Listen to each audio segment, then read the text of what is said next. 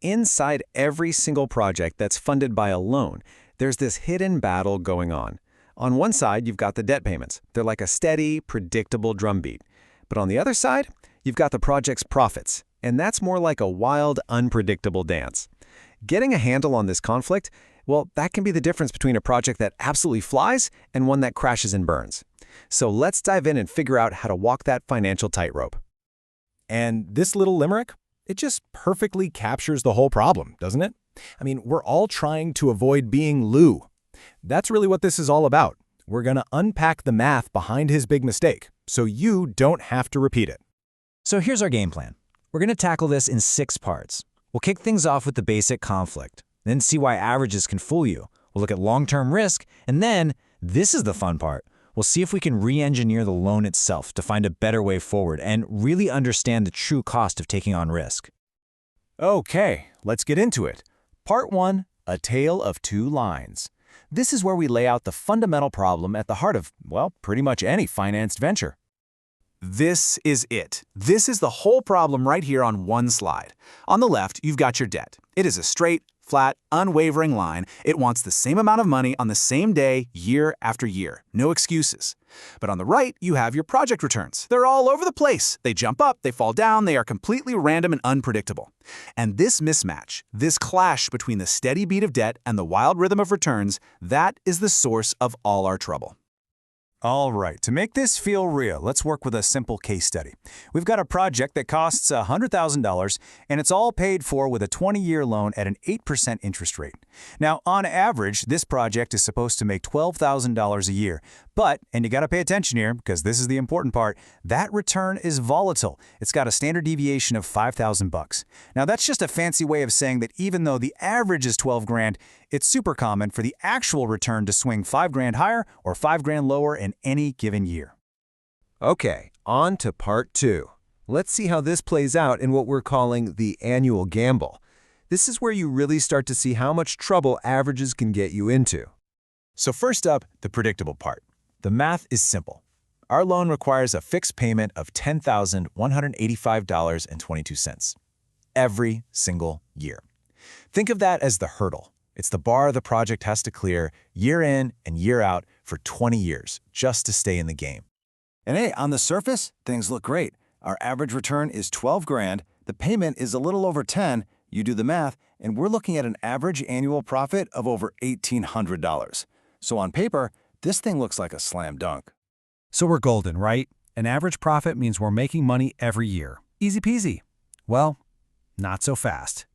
And here it is. Here's the catch. Even though the project is profitable on average, that $5,000 volatility means there is a 35.8% chance, that's more than 1 in 3, that in any given year, the project won't make enough cash to cover the loan. One bad year, one unlucky roll of the dice, and suddenly you're in the red. And if you think a 1 in 3 chance of a bad year is scary, well, that brings us to part 3, which is frankly terrifying, surviving the 20-year marathon. This is where we see what happens when that annual risk just piles up year after year after year. Okay, brace yourself for this one. This is where that compounding risk becomes an absolute monster. The chance of making it through all 20 years without having a single year where you can't make your payment, it's just 0.0015%. That's basically zero. It's not going to happen. What started as a 1 in 3 annual risk becomes a near certainty of failure over the life of the loan. So how much would our returns need to be for us to actually feel safe? This gets us to a really cool idea called the volatility premium. It's basically the extra return you need to earn just to make up for the fact that your profits are so unpredictable. For this project, to be 90% sure you'll survive all 20 years, your average return couldn't be $12,000. It would need to be over $23,000, a return of over 23%. That huge gap, that extra 11%, that's the hidden price you pay just for dealing with randomness. It's the risk tax. So, are we just doomed? Is this project a guaranteed failure? Well, not necessarily. Let's move on to Section 4, Rethinking the Loan. Maybe if we can't change the project's risk, we can change the loan itself. Let's look at a different structure. Instead of a standard loan, what about a 50% balloon loan? That just means half the principal is due in one big chunk at the very end. Look what that does.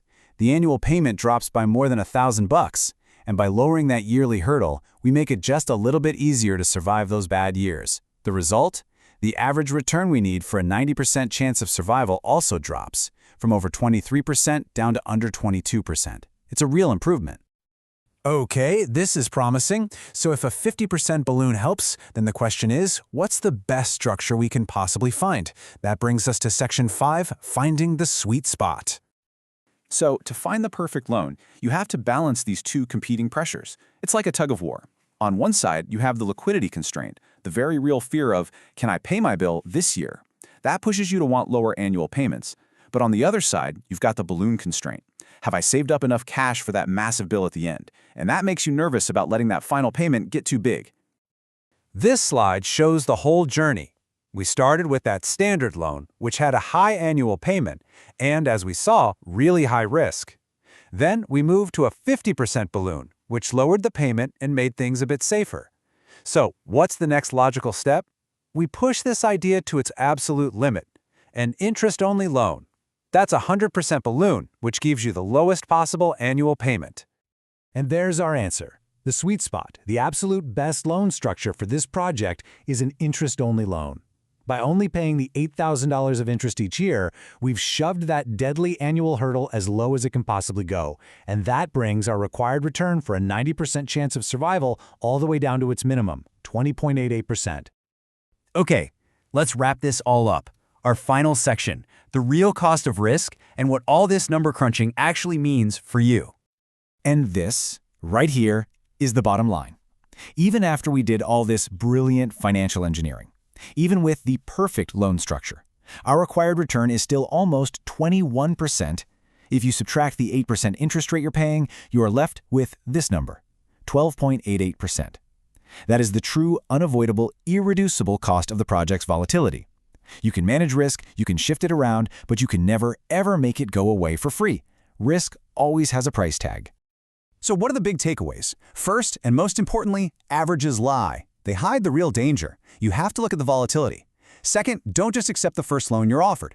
The structure of your loan is a seriously powerful tool for managing your risk. Third, the most critical thing you can do is lower that annual payment hurdle. And finally, never forget that risk compounds like crazy over the long term. So I'll leave you with one final question to think about. When you look at your own projects, your own investments, your own plans, are you planning for the average sunny day? Or are you building a ship that's strong enough to survive the storm that you know is eventually going to come?